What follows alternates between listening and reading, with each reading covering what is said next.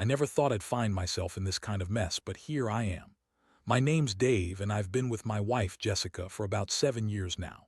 We were the typical couple, happy enough with a good life, or so I thought.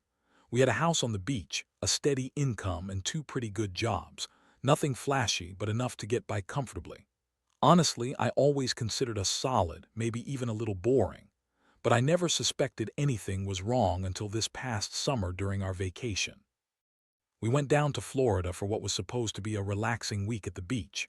Jess had been super excited about it, saying we'd finally get some time to unwind, away from the stress of work, the usual grind. I had my doubts, honestly.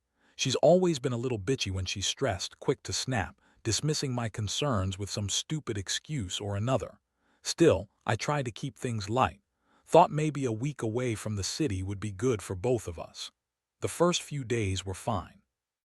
We'd wake up, walk along the shoreline, grab some lunch, and I noticed Jessica was acting just a little more distant than usual.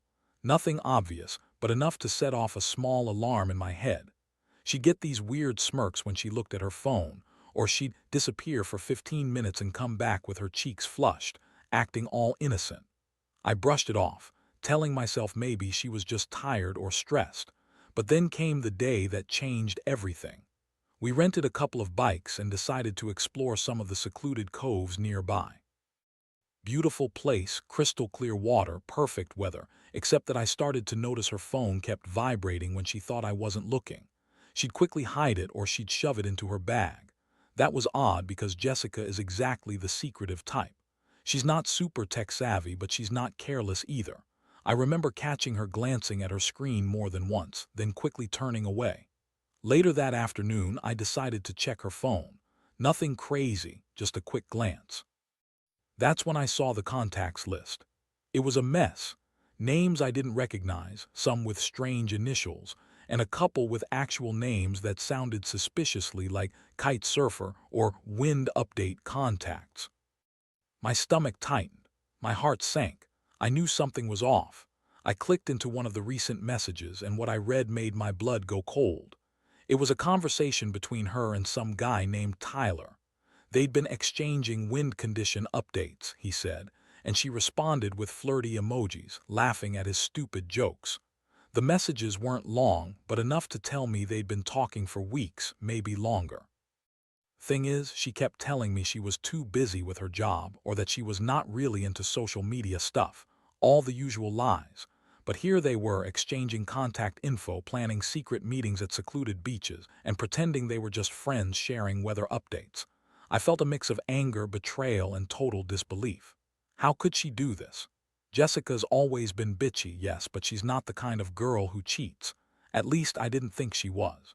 And the worst part, the resort's webcams, those little cameras they installed for security, had caught her and Tyler meeting in some hidden cove, kissing, touching, God knows what else.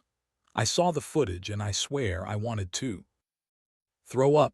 She looked so happy, so free, like she was finally living out some fantasy she'd kept bottled up for months. I confronted her that night. I was furious, trembling, and I showed her what I found. Her reaction was so cold, so dismissive. She told me I was overreacting, that the messages meant nothing, that I was paranoid. She laughed and called me crazy, accused me of spying on her because I didn't trust her. But I saw her lying, fabricating stories on the spot like she'd done it a million times before. And all I could think was, how long had this been going on? How many times had she betrayed me already? And what the hell was I supposed to do now? After she denied everything, I just stood there, feeling like I'd been punched in the gut. My mind was racing, trying to process what I'd seen and what she was telling me. She kept insisting she was just having fun, that Tyler was just some guy she met at the beach, and that they exchanged those stupid weather updates for fun, nothing more. She threw in some bullshit about how he's just some dumb kid, and I could tell she was trying to play it off like it was no big deal, but I knew better. I could see the lies in her eyes, the way she avoided eye contact, the way her voice trembled just enough to give her away. I asked her directly, Jessica, who is this guy? Why were you sneaking around? How long has this been going on? Her face twisted into some bitchy smirk like I was just bothering her for no reason. She rolled her eyes and snapped, "Oh, please, Dave. It's not a big deal. You're acting like I cheated on you with some stranger. He's just a stupid surfer. It's not like I'm having sex with him or anything serious." That comment made my stomach churn. She always loved to downplay things, call me paranoid, or accuse me of overreacting when I caught her in a lie. But I wasn't buying it anymore. I told her I saw the videos, that I knew she'd been meeting him in secret, that I'd seen her kissing him in the cove. She scoffed, rolled her eyes again, and said, "You're imagining things. Maybe you're just jealous. Because you're boring and insecure. Tyler's just a friend, and I don't owe you an explanation for every damn thing I do." That's when I snapped. I told her I wasn't going to be played like a fool anymore, how I deserved honesty, respect, and loyalty. The next couple of days were a nightmare. She kept denying everything, acting all defensive whenever I brought up her phone or the webcam footage. She would spin these wild stories about how Tyler was just someone she met at the beach, that he was hot and fun, and that I had no right to be mad at her for exchanging a few messages. She called me insecure, said I was overreacting, and accused me of being controlling. I was furious, hurt, and confused. How could she brush off something so serious? I mean, she was out there meeting another man, and she had the nerve to call me insecure. One night I couldn't sleep. I kept thinking about everything, her lies, her bitchy smirks, those secret meetings in the coves. I kept going over the footage in my head. I felt betrayed, like I didn't even know this person I'd been with all these years. The biggest shock was how easily she lied, how she pretended I was crazy for even suspecting her. And then I started to wonder, how many other lies had she told? How many nights had she been sneaking out, meeting this Tyler guy? My mind was racing, and I knew I was done pretending everything was okay. I made up my mind. I had to confront her again, but this time I was going to be prepared. I couldn't keep living in this fog of betrayal. I had to face her, find out exactly what she was up to, and decide what I was going to do about it. I knew I couldn't keep trusting her after all this. I also knew I would have to be careful, because Jessica's the kind of person who could lie her way out of anything, and she'd do everything she could to make me look like the bad guy. But I was done being naive. I saw what I saw, and I wasn't going to ignore it anymore. The confrontation I had planned for a while finally came one evening when I couldn't take it anymore. I confronted her with everything I knew, showed her the webcam footage, the messages, the contacts I'd found. I laid it all out on the table, expecting her to break down or at least admit the truth. But Jessica, true to her bitchy nature, was surprisingly calm, almost smug.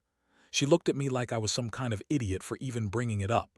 "Jesus, Dave," she said, rolling her eyes, "you really think I'm cheating with some surfer? Are you that insecure? You're losing it, honestly." That's when I snapped. I told her I wasn't stupid, that I'd seen her in those videos, that I knew she'd been lying to my face for months. She just shrugged and started to spin some bullshit about how it was nothing, that she was just bored and wanted some excitement, that Tyler was just a friendly guy who gave her lessons. Her tone, that dismissive, bitchy tone, made my blood boil. I yelled at her that I deserved better than this, more respect, more honesty. I told her I was sick of her bullshit, sick of her lying, and that I was done being played for a fool. That's when she got defensive, started crying, and told me I was overreacting, that I was just jealous, that she hadn't done anything wrong. I knew she was just trying to manipulate me, trying to make me doubt myself. I left the house that night, my head spinning, my stomach twisted with rage and heartbreak. I spent the night lying awake, thinking about everything. The way she'd lied, the way she looked in those videos, how she'd sneered at me like I was some kind of idiot for caring. The more I thought about it, the more I realized how deeply I'd been betrayed. I felt so stupid for trusting her, for thinking we had a solid relationship. But more than anything, I felt angry, angrier than I ever thought I could be. The next day, I started to plan what I was going to do. I couldn't stay in this nightmare. I had to get out of the house, get some space to think clearly. I decided I'd talk to a lawyer, figure out what my options were. I also knew I needed to confront her again, but this time I'd be ready for her bullshit. I wanted her to know I wasn't some cuckold who'd just take her lies anymore. I deserved respect, and I wasn't going to settle for less. Honestly, I was hurt, devastated even, but a part of me was relieved too. I knew I couldn't keep pretending that everything was fine. I had to face the reality that my wife, the woman I loved and trusted, had been cheating on me with some random surfer, exchanging contacts, meeting in secret, and lying through her teeth. Every time I thought about the webcam footage, I felt this burning sense of betrayal. She looked so carefree, so happy with Tyler, like she was finally living out some fantasy she'd kept hidden. That image haunted me, but it also pushed me to make a decision. I knew I had to do something, and I knew, deep down, it was going to change everything. After I gathered my thoughts and planned my next move, I couldn't shake the feeling of betrayal weighing me down. I knew I couldn't keep living in this state of confusion and pain. I decided to confront her one last time, fully prepared to lay everything out and get some damn clarity. The day I chose was quiet. She was lounging on the balcony, sipping her wine, and acting like nothing had changed. I took a deep breath, steadied myself, and started talking. I told her I knew everything about the contacts, the messages, the webcam footage. Her face didn't change much at first, just that bitchy smirk, like she was amused that I finally caught on. She crossed her arms and rolled her eyes. "So what? You're acting all hurt now, like I'm some kind of slut. Honestly, Dave, you're making a big deal out of nothing. Tyler's just a guy who taught me kite surfing. We exchanged a few messages, big deal, you're overreacting." I couldn't believe what I was hearing, her tone, her dismissiveness. It was like she was trying to make me feel guilty for catching her in the act. I asked her why she was sneaking around, why she lied to me for months. She just shrugged, smirked again, and said, "Because you're so insecure. You're always obsessing over stupid stuff." I didn't think it was a big deal, honestly. I'm still the same Jessica you married, except I needed some fun. You're just jealous because I'm better than you at this stupid relationship game. That pushed me over the edge. I told her this wasn't a game, that her behavior was disgusting, and that I wasn't going to be some idiot who tolerates cheating. I said I wanted a divorce, that I couldn't be with someone who lied, betrayed, and dismissed me like I was nothing. Her reaction: she got furious, started yelling, calling me controlling, insecure, and a bunch of other names. She told me I was overreacting and that I was making a mountain out of a molehill. Then she looked me dead in the eyes and said, "You're just mad because I didn't choose Tyler. You can't handle the fact that I don't want to be with a boring, insecure loser like you." I felt my blood boiling. All the heartbreak, all the pain turned into pure rage. I told her she had no one to blame but herself, that she was the one who ruined everything. I told her I was done, that I'd file for divorce, and that I wanted her gone. She kept yelling, throwing tantrums, but I didn't care. I knew I had to get out of there, cut ties, and move on. I grabbed my phone, told her I was calling a lawyer, and left the house that same night, refusing to look back. That night I sat alone, feeling like a fool but also strangely free. All the confusion, the betrayal, it was like a weight had been lifted. I kept replaying everything I saw, everything she said, and I realized I'd been clinging to a lie for too long. The truth was, Jessica was a bitchy, manipulative woman who didn't respect me or our marriage. Her lies, her cheating, those webcam videos, the secret meetings, they all confirmed I was better off without her. It hurt like hell to admit it, but I knew I had to walk away before she dragged me down any further. In the days that followed, I started to think about what this experience had taught me. Trust is everything, and once it's broken, it's almost impossible to repair. I learned that some people will fake everything: love, loyalty, respect, until it suits them to lie and cheat. And I also learned that you can't fix someone who doesn't want to be fixed. Sometimes the best choice is to walk away and rebuild from scratch. Honestly, it's going to take time, but I know I'll be better off in the long run. I just hope other guys out there never ignore the signs like I did. Trust your gut, no matter how much you love someone. Because when they betray you like this, it's a betrayal that cuts deep and takes a long time to heal. The aftermath hit me harder than I expected.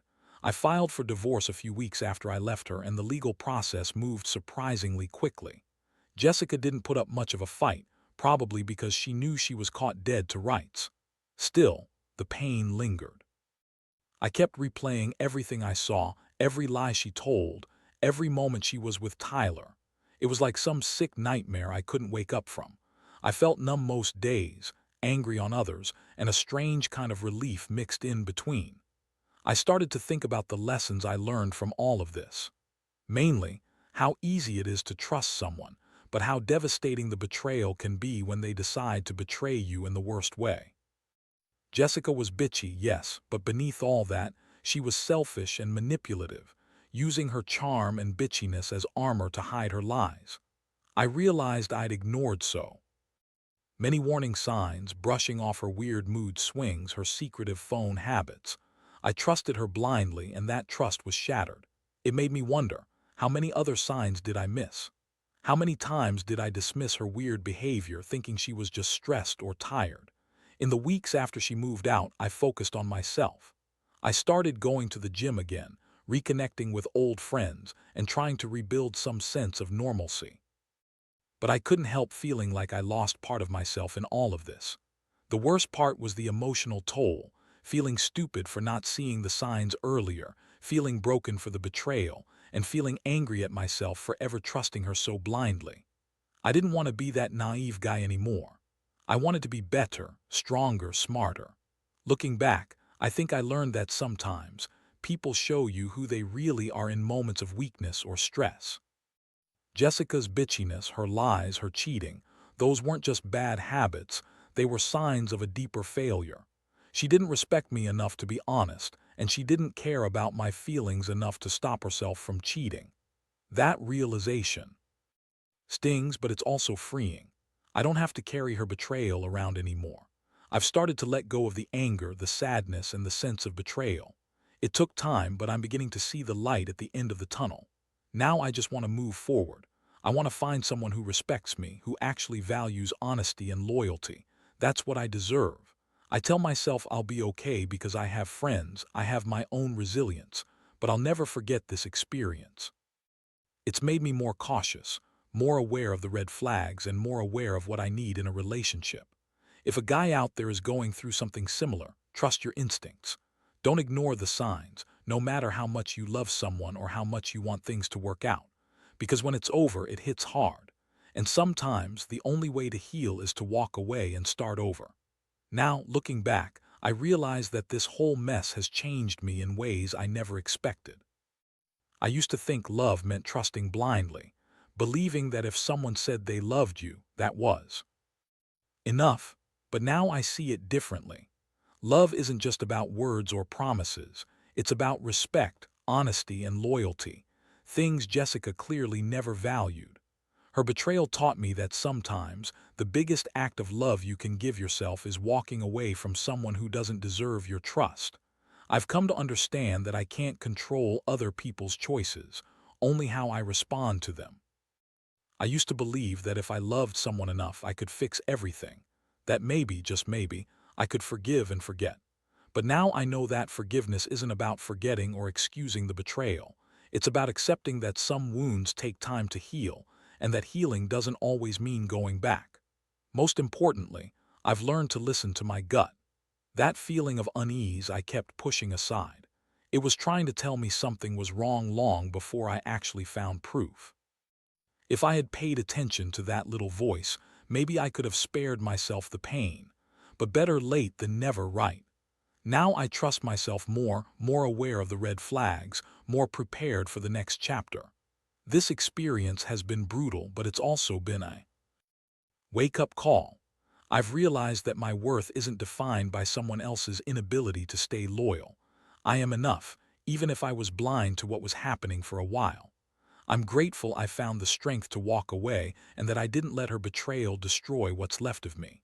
So, to anyone reading this who might be going through something similar, I want to say, don't ignore your feelings. Don't let anyone make you feel guilty for wanting honesty. And most of all, don't stay in a relationship where respect and trust are broken. It's going to hurt, but you'll come out stronger on the other side. Trust me. The pain fades, and what remains is a clearer understanding of what you deserve. And in my case, I know now, what I deserve is someone who respects me, who is honest, and who values loyalty above all.